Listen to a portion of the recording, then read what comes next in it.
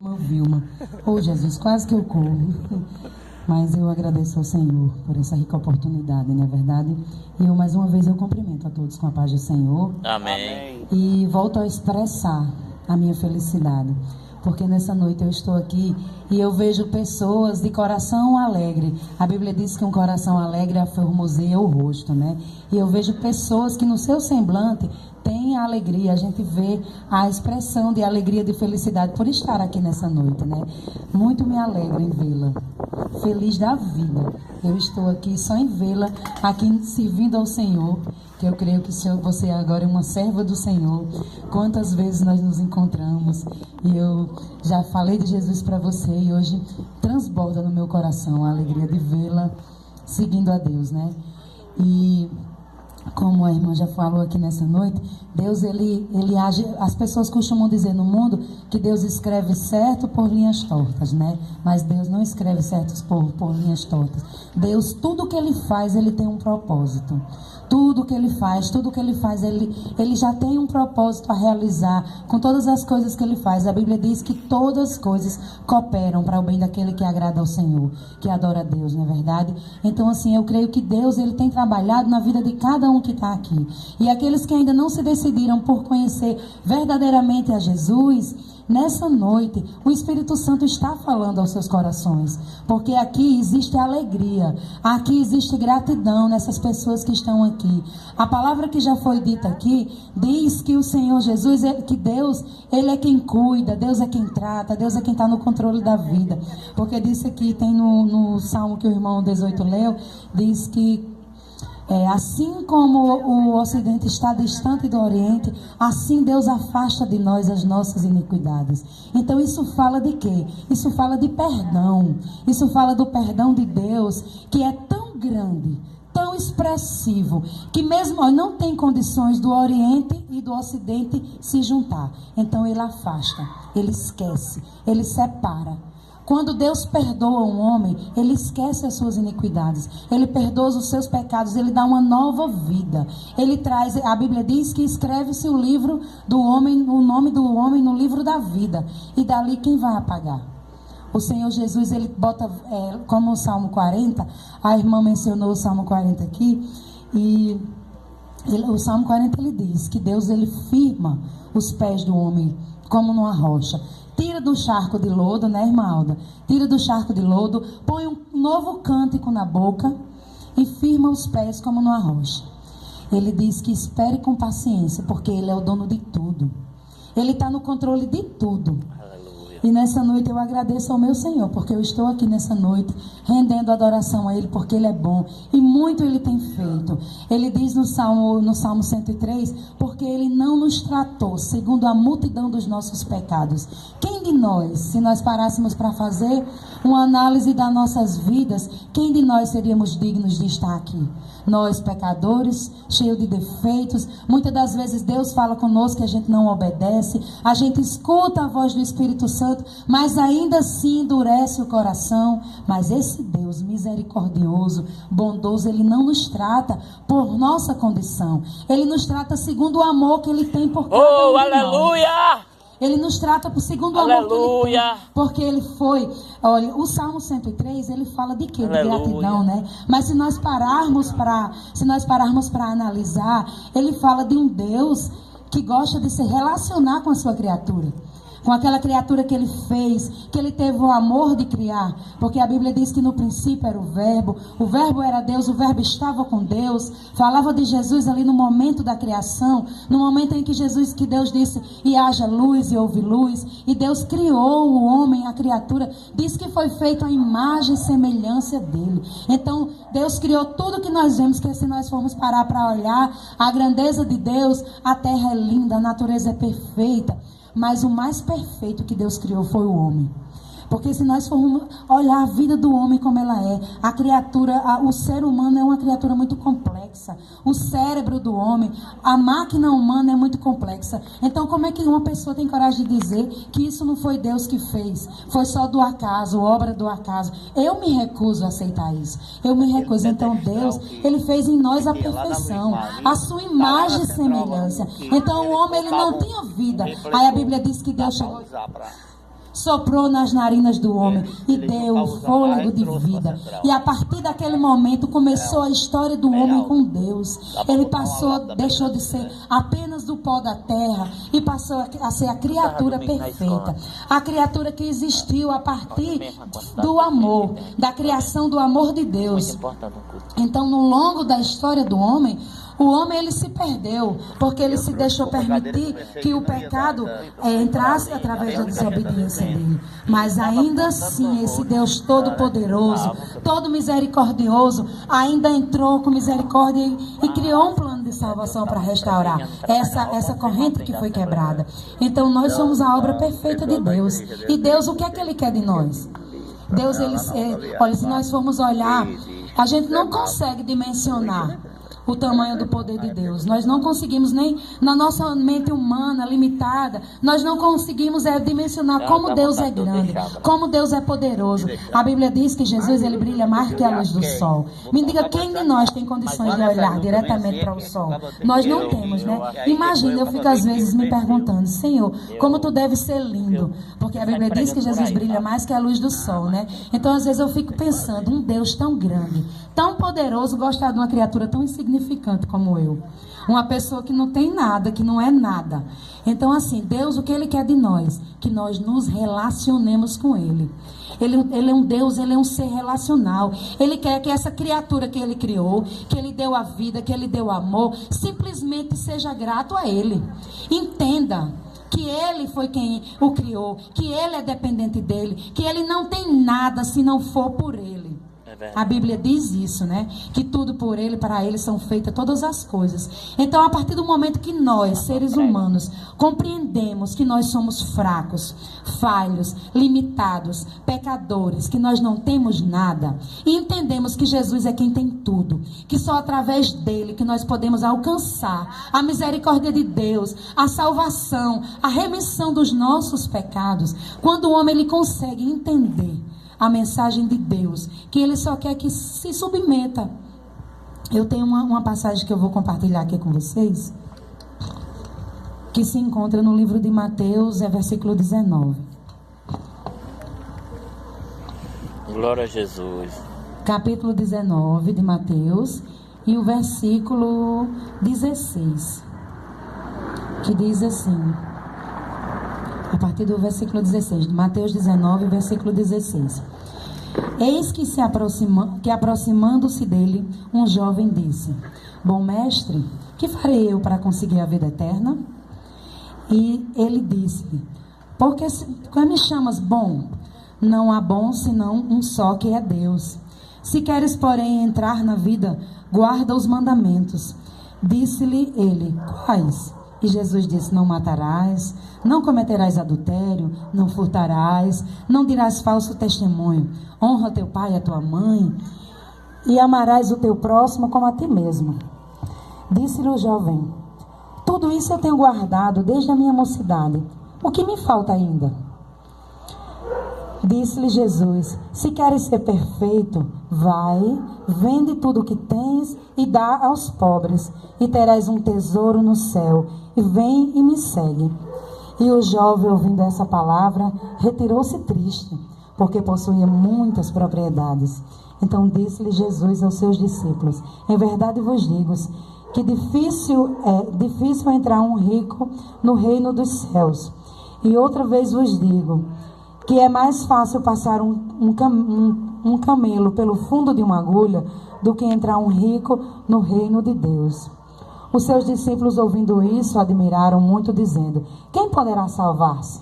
E Jesus, olhando para ele, disse: Aos homens isso é impossível, mas a Deus tudo é possível. Então Pedro, tomando toda a palavra, disse-lhe: Eis que nós deixamos tudo e te seguimos. Que receberemos? E Jesus disse: Em verdade vos digo que me seguistes quando, na regeneração do Filho do Homem, se assentar no trono da glória, também vos assentarei sobre os 12 tronos para julgar as 12 tribos de Israel. E todo aquele que tiver deixado casa, ou irmão, ou irmãs, ou pai, ou mãe, ou mulher, ou filho, ou terá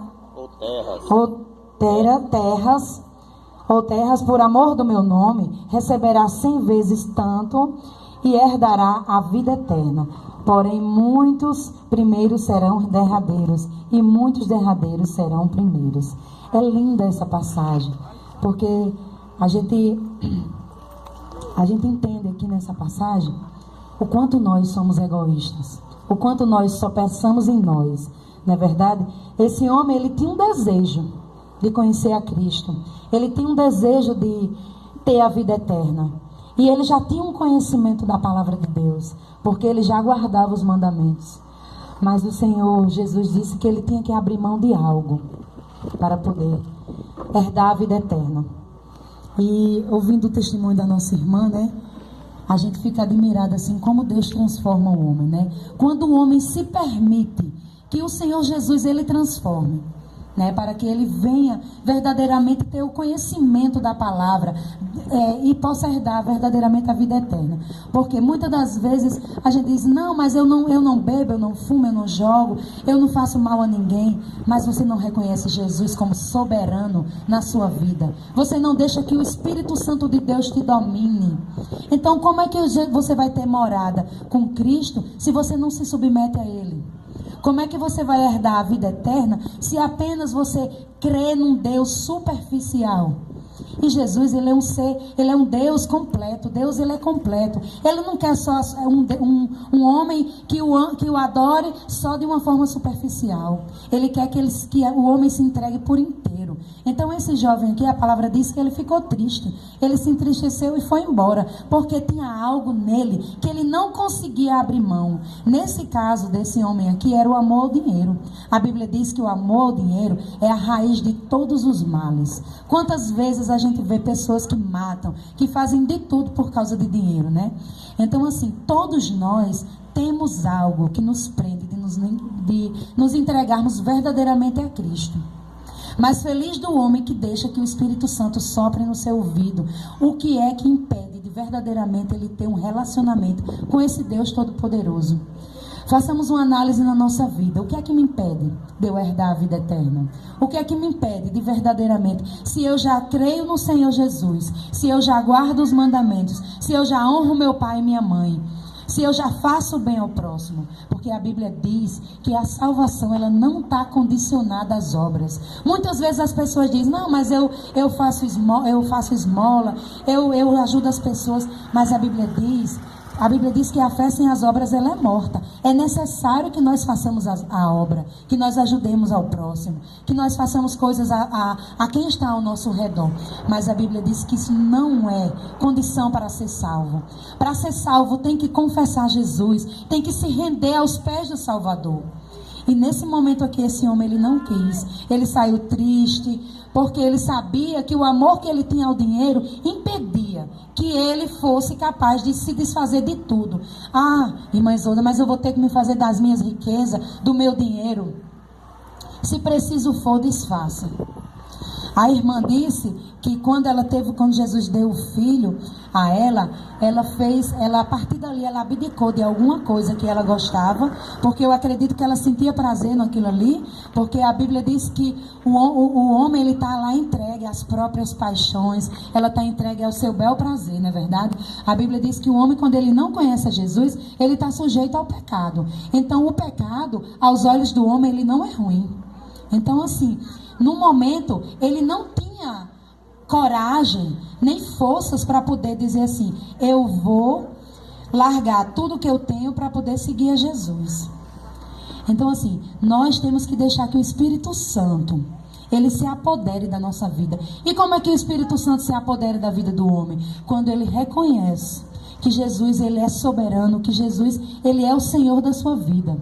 A Bíblia, quando Deus criou o homem lá no jardim, ele deu o fôlego de vida. Então quando o homem se afastou de Deus através do pecado, aí então o homem passou a ser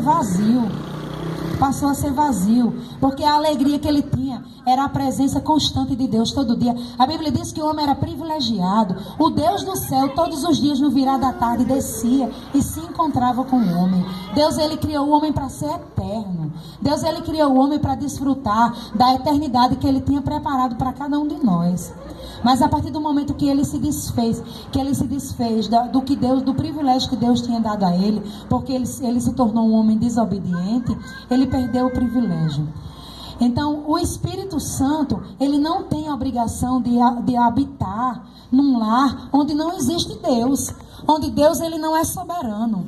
Porque a gente tem que entender que a gente é pecador, que a gente tem as falhas da gente e que nós precisamos de Jesus para remir os nossos pecados. Então, no momento que o homem confessa Jesus como Salvador, eu sou pecador. Então, eu me rendo a Ti, Senhor.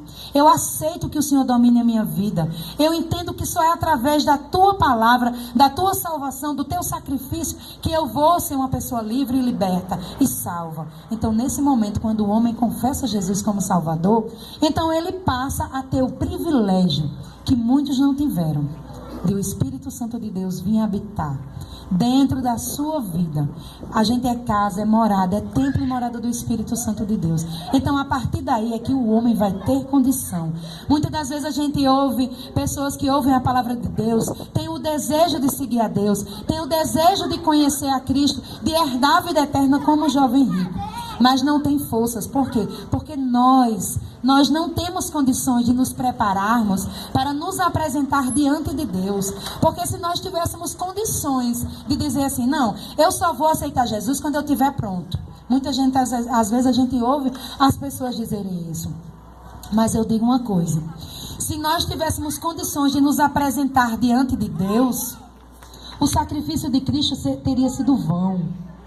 Nós não temos condições. Quando a gente está aqui na terra e ora em nome de Jesus e pede alguma coisa a Deus, não é a nós que Deus vê. Ele olha para quem? Ele olha para Cristo crucificado, que é o nosso advogado, que diz, que intercede por nós, porque é o único. A Bíblia diz que Cristo é o único mediador entre Deus e os homens. Então não pense que você vai pedir alguma coisa em nome de ninguém e ele vai ser feita. É Jesus que nos apresenta diante de Deus.